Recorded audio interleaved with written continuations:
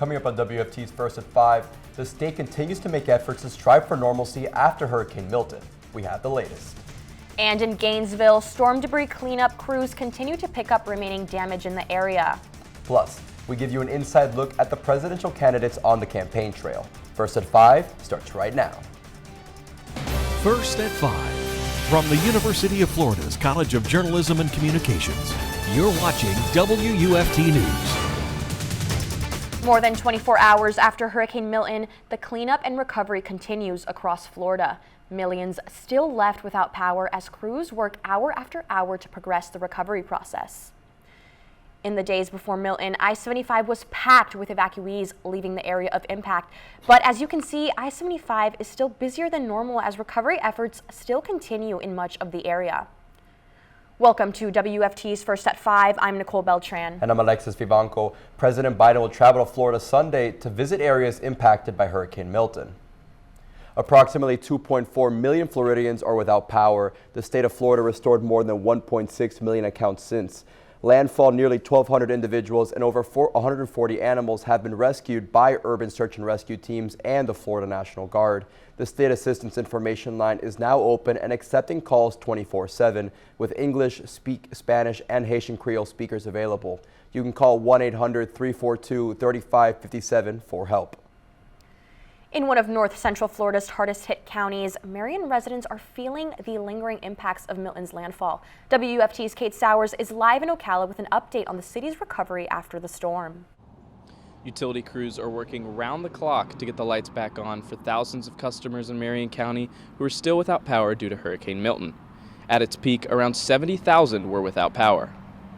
Ocala and the surrounding Marion County are serviced by a number of utility companies. Duke Energy is reporting just over 1,600 without power. SECO's hardest hit area is Marion Oaks. Right now, there's about 2,300 without power. And good news for Ocala Electric customers, the city is reporting only 600 are in the dark as of right now. Ocala was hit by Milton's strong winds and torrential rains that saturated the grounds, causing dozens of trees to fall on homes. City leaders say work has been nonstop to get neighbors back to a sense of normalcy. Schools are scheduled to reopen Monday after many served as shelters for those fleeing Milton's impacts. Gas here has also been tough to come by, with many stations near I-75 still waiting on their regular shipment. One such gas station has been out since Wednesday evening and doesn't expect a new shipment until next week. However, that is tentative on their supply coming out of Tampa. Live in Ocala, Kade Sowers, WUFT News. We are still looking at lots of power outages across the state. Over 2 million customers remain in the dark after Hurricane Milton. In Marion County, we see there are still 20,000 outages. However, the lights are back on for thousands in the rest of North Central Florida. About 300 customers total don't have power in Alachua and Levy counties. Millions of customers have been restored power since Thursday, but the recovery effort continues. The Ocala Police Department deployed a hurricane response team to help those impacted. The team, consisting of 15 officers, were sent into Palmetto, Florida. Palmetto is near the area where Milton made landfall on the West Coast. Their goal is to help neighbors by ensuring safety and security during this challenging time. 2 hurricanes later, and we're finally seeing some drier weather, but also colder weather. Nicole, do I need a sweater this weekend? You might be needing a sweater for the rest of your week. Those lows this week have been sitting in those lower and mid 50s. Already, we're seeing 60 degrees in Ocala being one of the low temperatures this week, which we haven't seen temperatures like this in a while. But as of right now, that temperature is coming in from this cold front coming in from the north and that high pressure system coming in from that east coast. Now, for the rest of our week, we should be seeing that we should be having a mild weekend ahead of us. Not much rain even after those 2 hurricanes. We're going to be having some dry weather and some cooler weather for the rest of our week coming up this next week. Alachua County residents impacted by Hurricane Helene are now eligible for disaster relief. The Federal Emergency Management Agency in the U.S. Small Business Administration is open to residents and business owners needing financial assistance. Those impacted are being asked to call the number on your screen or head to disasterassistance.gov. Multilingual operators are available for callers. All inquiries about assistance must go through FEMA or SBA. Alachua County does not have the ability to approve or deny assistance. Gainesville storm debris pickup efforts are underway. WFT's Bernardo Montas visited one neighborhood to see how it fared against Hurricane Milton. In the aftermath of Hurricane Helene, the city of Gainesville collected over 4,300 cubic yards of debris. Now with Hurricane Milton out of the way, the city is embracing debris relief once again.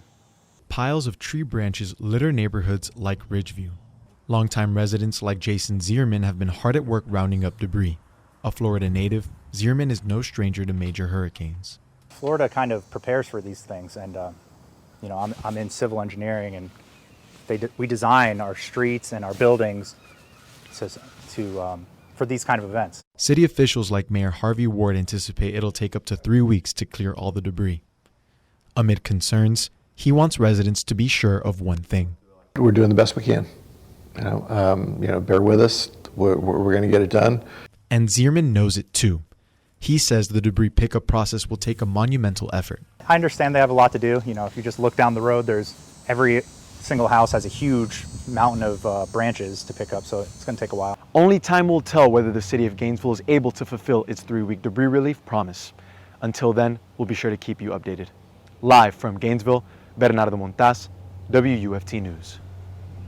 Normalcy after the hurricane is slowly returning for residents in Alachua and Marion County as offices and facilities are reopening. The Alachua County Health Department is back to normal business hours today. In Marion, all county government offices and facilities are open. This includes the DMV, the public library system, and more. Residential recycling centers are also open, except for the locations at Weirsdale and Citra. You can find updates on when those locations will be open on Marion County's website. Schools in our area are also making plans to reopen. Alachua County Public Schools opened today, and school officials are scheduling hurricane makeup days for December 20th, January 6th, and February 14th. In Marion, officials say multiple campuses don't have power, but there are plans to reopen Monday. Levy County Public Schools has been closed since Tuesday. Students will go back to school Wednesday after the scheduled teacher workday and planning days. People in Putnam County are facing flooding in the wake of Hurricane Milton. Dunn's Creek and the St. Johns River are reaching 3 feet of flooding during high tide. This is major flooding for the area. The National Oceanic and Atmospheric Administration says this level of flooding can inundate buildings and roads. People may need to evacuate flood areas. Putnam County officials say the river flooding will be an ongoing event through Tuesday. There is more when we return, coming up on First at 5. How the citrus industry is struggling to make an ends meet after Hurricane Milton. You're watching WUFT-TV News. Well, Floridians dealing with the aftermath of 2 storms and Americans in several other southeastern states rebuilding from Helene, the presidential election looms. Both candidates are hitting the campaign trail and are taking vastly different approaches in trying to convince undecided voters that they are the best fit to lead the country. Hurricane Helene and Milton left both presidential candidates scrambling to react and keep their campaigning on track during the final stretch of the presidential race. With less than a month to go in this razor-thin battle, both candidates are seizing to seek opportunities to sway voters. A new federal report says Florida's struggling citrus industry was already expected to produce less fruit during next year's growing season, and that was before Hurricane Milton swept across central Florida.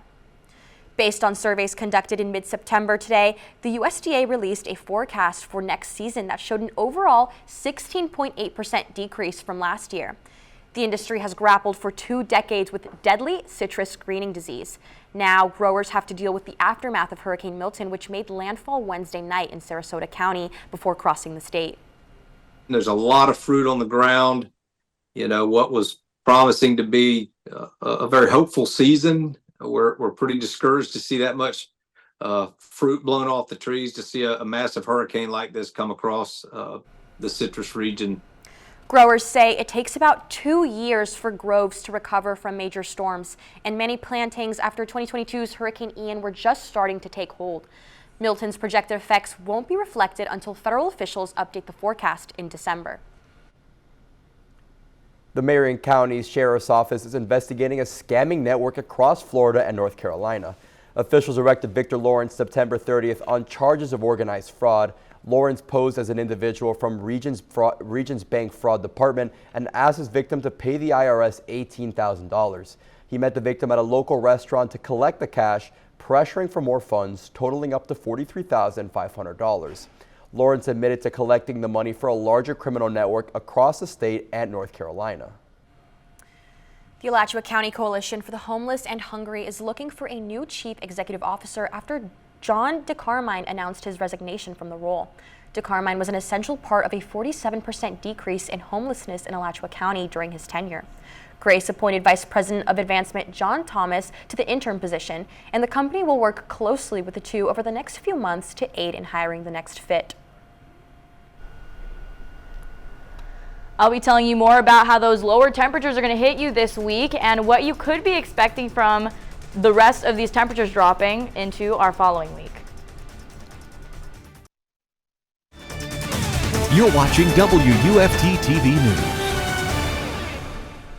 Now, even though Hurricane Milton has made its pass on Florida, we're still keeping an eye on him. His track is going further into the Atlantic, and even though this was a storm that once sat at 180 miles per hour as a Category 5, right now it's only sitting at 60 miles per hour and should only be dissolving even further into the Atlantic. Now, I know many people are worried if we should be seeing any other storms like this in the next couple of days or in the next week, but as of right now, we're only seeing a few clusters of thunderstorms and really no tropical storms or hurricanes you should be seeing throughout the next following week. Now, with that, we are seeing all of these names on this year's hurricane list, and we're pretty deep into it for being pretty early in the season, but we've only got one more month for being major hurricanes Milton, Kirk, Helene, and Beryl. And with these historic moments, we are seeing a historic number in tornado warnings in Florida, being the second highest in history with 126 tornado warnings from just Hurricane Milton, which it's pretty crazy out here for Florida, which we're not used to those tornadoes. And with these tornadoes and that hurricane, we're seeing power outages all over the state, but mainly in Hillsborough County, where Hurricane Milton did make landfall over here by Tampa, where 65% of them still do not have power. But up here in Alachua, we're really not seeing too much damage, but in those neighboring counties, mainly here in Marion County, we're seeing that 9.5, almost at 10% of people still don't have that power. But as of right now, we're still seeing a bit of sunny skies with that storm pass. There is the clearance. Now we have temperatures currently sitting at 78 degrees, feeling like 79 degrees, and we're only seeing a few clouds over Century Tower and over the stadium, but those gusts are coming in from the north, so we're getting a little bit of cooler air with us right now. Now, even though we are getting that cooler air, the temperature is pretty warm over the state. We're seeing 80 in Ocala and 82 in the Villages. Now, that is coming in from that front that's coming from the north, cooling down our state, and we should be seeing more of that in the next coming week. But for that 7-day outlook, we're seeing temperatures in those mid to lower 80s, but could be dropping throughout our week to those upper 40s. I'm here live at Newberry High School ahead of one of the biggest high school football matchups of the season. It's the Newberry Panthers hosting the Bradford Tornadoes. I'll tell you everything that's at stake, playoff implications, and all that right after the break.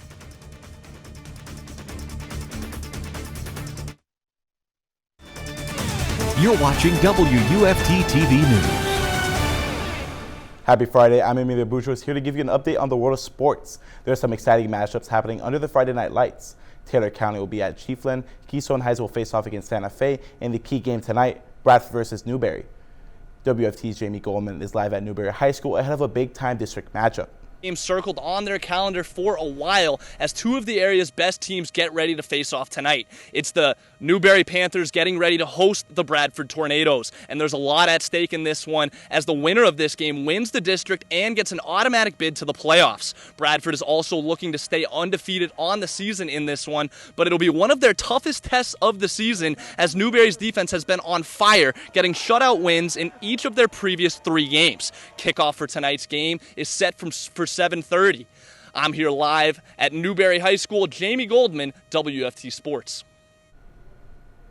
Hurricane Milton affected many high school games this weekend with power outages and flooding forcing teams to delay. Vancar versus Lecanto and Lake Weir versus Umatilla has been delayed to tomorrow, and Buchholz versus Sequoia Creek has been moved to Monday night. Now moving on to Gators sports. After a loss to number 7 ranked Texas on Sunday, the Gators volleyball squad hope to bounce back against 2 SEC opponents. The number 19 ranked Gators are hosting Mississippi State and South Carolina in the O-Dome. Originally, the Mississippi State matchup was supposed to be on Wednesday, but would be delayed due to Hurricane Milton. These games are crucial as the Gators have a subpar conference record, currently standing at 1-2. They're hoping to lean on one of their stars, Alexis Stuckey, who since coming back from her injury has had 124 assists, 27 digs, 8 blocks, and 12 kills. The Gators football team is traveling to Knoxville this weekend to face the Tennessee Vols.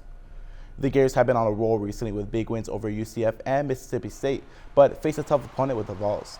Led by coach Josh Heupel, Tennessee has earned themselves a top 10 ranking, but Florida and their 2 QB tandem are hoping to give the Vols back-to-back losses. Florida coach Billy Napier knows how important this game is for his team. You know, the implications, we understand what it would do for the program or for this team, you know, but I think this is a big game. The Gators in Tennessee are set to kick off tomorrow at 7 p.m. Last night, the Gators soccer team took a disappointing loss against South Carolina. The game will start off even with the score being 0-0 at half, but the Gamecocks would strike in the 79th minute with a go-ahead goal and would ice the game away with another goal in the 85th minute. This puts the Gators' conference record at 1 win, 3 losses, and 1 draw. They have an opportunity to bounce back this weekend with the Georgia Bulldogs coming into town. It's set to be an exciting NFL Sunday this weekend. Jaguars travel to London to face #1 overall pick Caleb Williams and the Bears. The Bucs head to the Bayou to battle it out against the Saints. Emilio Boutros, the mighty Duckman himself, always doing such a great job when it comes to our sports and keeping us in the know. And listen, it seems to be an exciting time for sports as a whole. I mean, Gators have a lot ahead of them, and especially to travel to London, actually. I know. I mean, I didn't even know that football games took place in London. I'm not very familiar with the football world, so. Listen, to play a game across the pond is never a bad deal. And listen, looking over to my better half right now, I feel like I'm seeing double. I mean, two Nicole B's in one room is a lot to handle, but especially just considering everything. Nicole Warman, thank you for joining us for today. But listen, what's the weather looking like? I have very sensitive skin. I want to make sure that I don't have to bring anything special out of the ordinary. What do we look like in our obviously forecast? For a special Nicole B show, I had to tell you about how you should be holding on to that jacket this upcoming week. Even though the temperatures today and all over North Central Florida are feeling pretty warm, we've got that in the low 80s and in the upper 70s, but they'll continue throughout the week to go a little bit lower. As we can see, even for today, the temperature is going to be sitting in those mid 70s and then continue to drop into those upper 50s throughout the night and then back into the next morning. But that's for your weekend. Those temperatures are going to be looking up a little bit, with those temperatures sitting in those mid 80s and then continuing to drop a little bit throughout the week. As we can see in that 7-day outlook, those temperatures are going to be dropping into those mid 70s, and we might be even seeing lows in those upper 40s and low 50s. So even I had to turn around this morning and ask my boyfriend for a jacket because, you know, temperatures like that are not so usual in Florida, but it is that time of the year. The fall is falling and the breeze is breezing. So we should be expecting that more coming up for our next week and maybe for the rest of the year. Awesome. Well, thank you so much, Nicole. And thank you guys for joining us here. We're back tomorrow for another edition of First at 5. But your North Central Florida news is always on at WUFT.org and all our social media platforms. Have a great night and weekend.